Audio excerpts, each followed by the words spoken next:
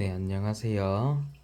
오늘은 제 어항의 근황에 대해서 한번 좀 소개하고자 이렇게 영상을 찍었습니다. 지난번에 보여줬던 저희 집 어항과는 조금 구조랑 배치가 많이 바뀌었고요. 현재는 오늘 이제 좀 직장 동료분을 불러서 같이 전체적으로 어항을 옮겼습니다. 제가 지난번 영상 때 소개드렸던 이 철제 받침대는 45cm 전용 철제왕인데, 기존에 지금 위에 있는 것도 역시 수초왕 45, 30, 아래도 코리도어성 45, 30인데 이 정도는 물무게 저 위에 보면 살짝 남겨놓고 채우기 때문에 실질적으로 들어가는 물량과 어항 무게를 합치면은 50kg도 안 될 거예요. 거의 한 45에서 50 가까이. 밑에 역시 마찬가지고요. 그래서 저기 있는 MDF 합판이 받치고 있는 데는 이렇게 우레탄 매트를 좀 깔아준다든지 해서 하면 아무 지장 없이 받칠 수 있는데, 이런 상판이 아무래도 원목이 아니고 또 이 셋 프레임 부분에 좌우측은 닿지만 앞뒤가 셋 프레임에 이제 닿지 않아서 이 합판에 많은 하중이 부하가 되기 때문에 옆에 있는 이 45, 32, 60cm 어항은 무게가 100kg 정도 됩니다. 그래서 저 어항 무게를 못 버티고 이 밑에 있는 합판이 힐 수 있기 때문에 부득이하게 이번에는 비즈 아쿠아 제품 45, 30 이제 원목 어학 반싯대를 새로 샀고요. 이 같은 경우는 고무나무로 만들어진 위에 원목 상판으로 되어 있고요. 그 아래쪽 역시도 이렇게 고무나무 원목으로 되어 있는데, 기존에 보면 옆에 있는 45, 45보다 이 철제 다이가 조금 얇습니다. 그리고 뭐 전체적으로 봤을 때는 좀 깔끔한 거는 이 45, 45가 깔끔하긴 하지만, 그래도 얘는 이제 어항이 딱 맞게 들어갈 수 있기 때문에 저는 45, 30짜리로 해서 이 쇠 프레임에 이 각 모서리 부분이 닿이게 되어서 전체적으로 가운데가 휘지 않기 위해서 힘을 가쪽에 분산시켜서 좀 받칠 수 있게 했고요. 이 제품은 뭐 다 좋은데 보여 지금 보면은 이 원목 상판이 훨씬 옆에 있는 쟤보다 더 두껍습니다. 그래서 이 상판이 하중이 한 곳에 눌러지고 있지 않은 이상은 크게 무너질 일은 없을 것 같고요. 최고 이제 뭐 단점이라고 보면은 45, 30에 60 어항이면 45, 30에 상판 이제 이 어항 받침대를 샀으면은 여기 딱 맞춰서 들어가야 되는데 그렇게 들어가지 못하고 살짝 끝에 한 1mm씩 전부 남습니다. 정면에서는 살짝 이렇게 보시면은 거의 딱 들어맞게 들어가 있잖아요.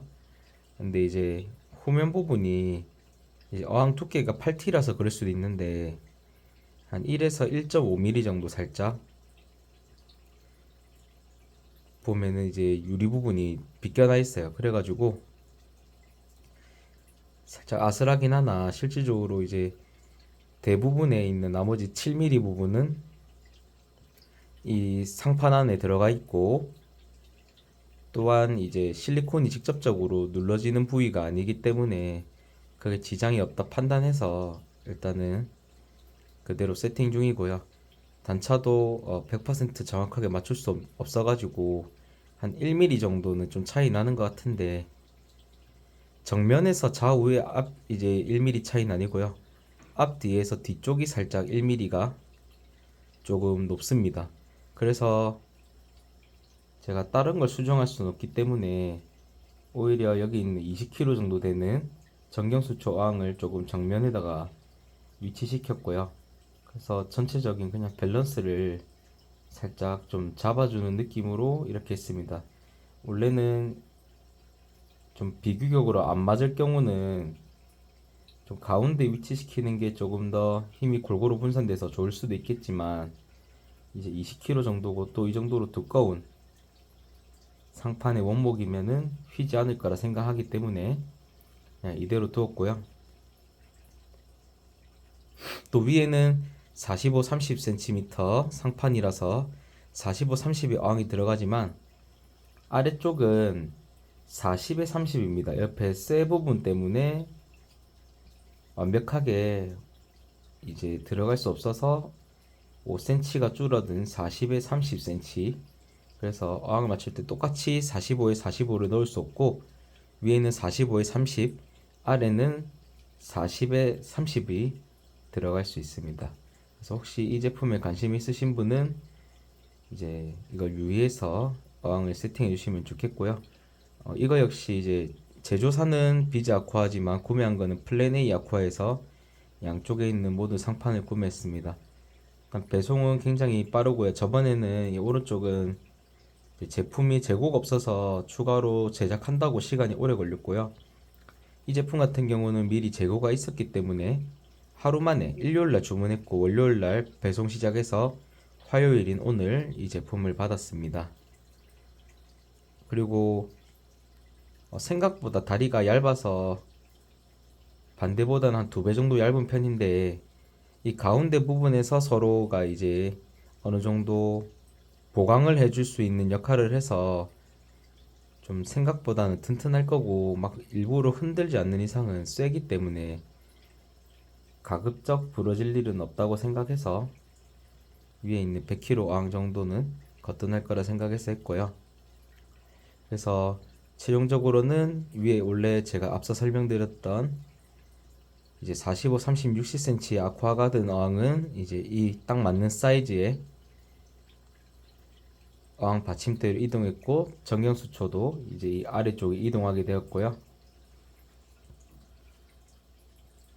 수초항이 이제 기존에 있던 이 하이그로시 이 부분, 또 오른쪽 아래쪽에 약간 물이 먹으면서 이 코팅 부분이 조금씩 벗겨지고 있기 때문에 안에 내부가 조금 썩고 있는 것 같아요. 그래서 무거움은 이제 어항을 올릴 수가 없을 것 같아서, 그래서 이렇게 가벼운 테라리움을 이쪽 옆으로 이동시켜서, 테라리움 이제 어항은 30큐브 정도 되지만은 아마 30에 30에 35일 겁니다. 정도 되지만은 물이 들어가 있는 게 아니기 때문에 가벼워서 저렇게 올려놨고요. 또 그 아래쪽에는 기존에 정경수초 어항을 받쳐놨던 어항 받침대를 이제 테라블럭 테라리움으로 이렇게 옆으로 좀 옮겨놨습니다. 그래서 제 안방에 있던 애들 2개가 이제 전부 다 이쪽으로 오게 되었고요. 옆에다 베타왕을 좀 붙여서 같이 할까 생각했지만, 아무래도 상대적으로 안방이 조금 더 따뜻하기 때문에 베타는 계속 안방에서 키울 예정이고, 나중에 여름철 됐을 때 에어컨을 제가 좀 많이 틀 것 같으면 이제 베타는 옮길 것 같습니다. 그래서 지금 현재 구도상 유일하게 바뀌지 않은 거는 여기 있는 30큐브 이 어항만 원래 위치 그대로고요. 그 뒤쪽에는 좀 콘센트들이 있고, 우리가 어항을 환수를 한다든지 좀 청소를 하다 보면 물이 튈 수 있는데, 너무 콘센트가 가까이 있으면은 이제 물이 튈 수 있어서 조금 거리를 띄운다고 전체적으로 앞으로 좀 어항들이 좀 당겨져 있는 거고요.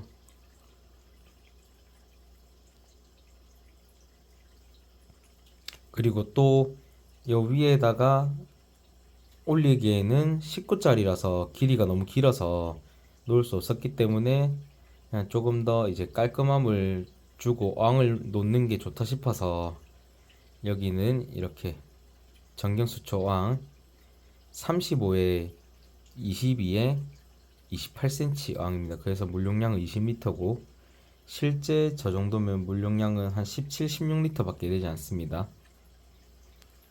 그 옆에 있는 양쪽은 아까 설명드렸다시피 수초왕 45, 30에 32cm, 아래도 45, 30에 32cm 이렇게 두 개가 같이 위치해 있고요. 이제 콘센트 같은 경우가 좀 그렇게 깔끔하게 정리가 될 수 없어서 좀 보면은 지저분하겠지만, 저 같은 경우는 또 어항 뒤편으로 옮기기에는 이 콘센트가 너무 두꺼워서, 또 제일 불안한 건 이제 아마존 여과기 같은 경우는 청소하다 보면 물이 좀 많이 흐릅니다. 특히 입수구에서 들다가 많이 빠지는 경우가, 물이 새는 경우가 많아서, 그래서 사실 옆에 있는 이 하이그로시도 원래 올려놨다가 여과기 청소하다가 물이 먹고 난 뒤로부터 조금 문제가 생겼거든요. 그래서 그런 이제 불상사를 조금 막기 위해서 위치를 조금 변경했고요.